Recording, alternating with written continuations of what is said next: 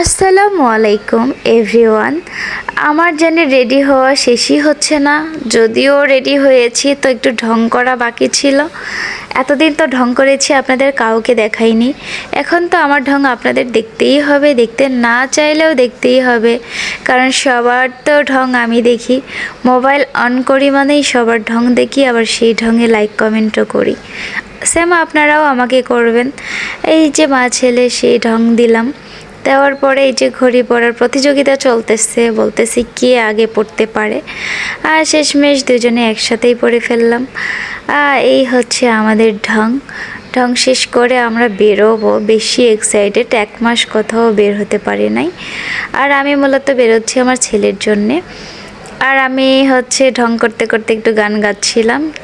কোন গানটা গাচ্ছিলাম সেটা একটু যদি বলতে পারেন অবশ্যই কমেন্টে জানাবেন। এই যে মা ছেলের কিছু ভালোবাসা, ভালো লাগার মুহূর্ত।